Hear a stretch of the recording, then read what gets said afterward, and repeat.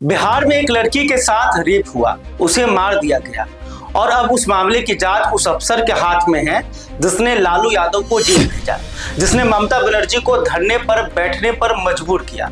उस अफसर का नाम है राजीव रंजन। आज हम बात करेंगे राजीव रंजन है कौन, उनका बिहार से क्या नाता है और जो सवाल सबसे जरूरी है, क्या वो उस मासूम लड़की को इंसाफ दिला पाएंगे।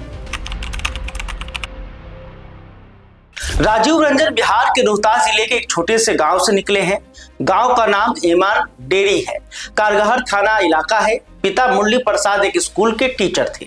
नोखा के सर्वोदय स्कूल से पढ़ाई शुरू हुई, फिर आरा और पटना कॉलेज ऑफ कॉमर्स से ग्रेजुएशन किया और यूपीएससी दे दिया।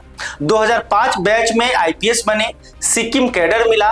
आज वो सीबीआई में बिहार और झारखंड के ज्वाइंट डायरेक्टर है। आईजी रैंक है, ऑफिस रांची में है। सीआरपीएफ में भी लंबे समय तक रहे। अयोध्या के राम मंदिर और मथुरा के कृष्ण जन्मभूमि की सुरक्षा उनकी टीम के जिम्मे रही। जम्मू कश्मीर में आतंकियों के खिलाफ ऑपरेशन चलाए। नगरोटा के हरिनगर रेंज के डीआईजी रहे। 2025 में राष्ट्रपति पुरस्कार से सम्मानित हुए। राजीव रंजन का नाम जब भी आता है तो लालू यादव का नाम साथ आता है और इसकी वजह है चारा घोटाला। करीब 950 करोड़ रुपए का मामला। 1996 में पटना हाई कोर्ट ने जांच सीबीआई को सौंपी। राजीव रंजन ने उस जांच में बड़ी भूमिका निभाई। नतीजा यह रहा कि लालू यादव को कोर्ट ने सजा सुनाई। लेकिन बात यही नहीं रुकती। आईआरसीटीसी घोटाला। जब लालू यादव 2004 से 2009 के बीच रेल मंत्री थे, तब उन पर आरोप लगा कि उन्होंने एक निजी कंपनी को भुवनेश्वर और रांची में 2 होटलों का ठेका दिया। बदले में पटना के सगुना मोड़ में 3 एकड़ जमीन ली। इस मामले में लालू यादव, राबड़ी देवी और तेजस्वी यादव भी आरोपी हैं। लैंड फॉर जॉब घोटाला। रेल मंत्री रहते हुए बिहार के लोगों को रेलवे में ग्रुप डी की नौकरी दी गई। बदले में उन लोगों या उनके परिवारों ने अपनी जमीन लालू के परिवार के नाम कर दी।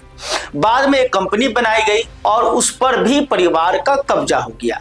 इन दोनों मामलों की जांच की कमान राजीव रंजन के हाथ में है। यही वजह है कि लालू परिवार के लिए राजीव रंजन का नाम परेशानी का दूसरा नाम बन चुका है।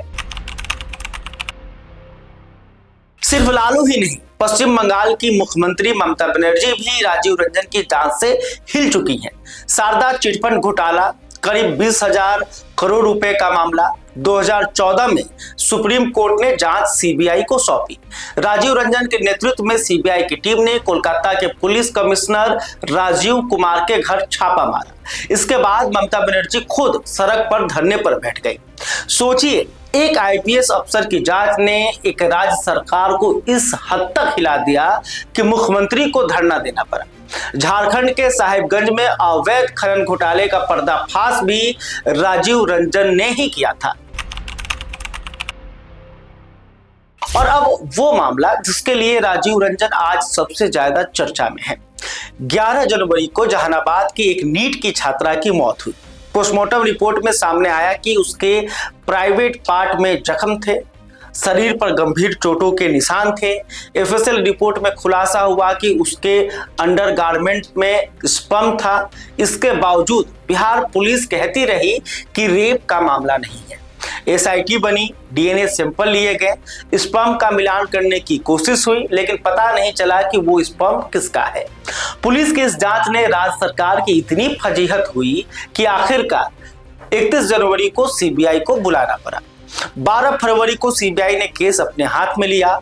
15 फरवरी को राजीव रंजन खुद अपनी टीम के साथ जहानाबाद पहुंचे। मां से करीब 2 घंटे अकेले में बात की।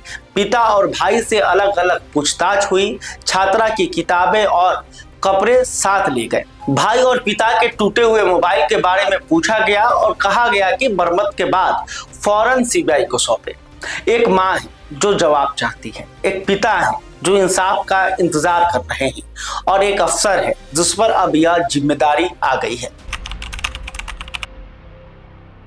लेकिन एक जरूरी बात यह भी बतानी होगी, बिहार के कुछ मामले ऐसे हैं जो सीबीआई भी नहीं सुलझा पाई। 1999 में पटना के फ्रेजर रोड पर एक कार में शिल्पी और गौतम की लाशें मिली थी। 3 साल की जांच के बाद सीबीआई ने क्लोजर रिपोर्ट दे दी थी। लोग आज भी उस रिपोर्ट पर सवाल उठाते हैं। 2012 में मुजफ्फरपुर की 12 साल की नवरूरा चक्रवर्ती अगवा हुई। 6 साल की जांच के बाद सीबीआई ने क्लोजर रिपोर्ट दाखिल कर दी। अपराधी आज भी बाहर है। ब्रह्मेश्वर मुखिया की हत्या 2012 में हुई। 2023 में चार्जशीट दाखिल हुई। मामला अभी भी कोर्ट में है। सजा किसी को नहीं मिली। सीबीआई का नाम बड़ा है, लेकिन हर बार नतीजा नहीं आया। यह एक कड़वी सच्चाई है।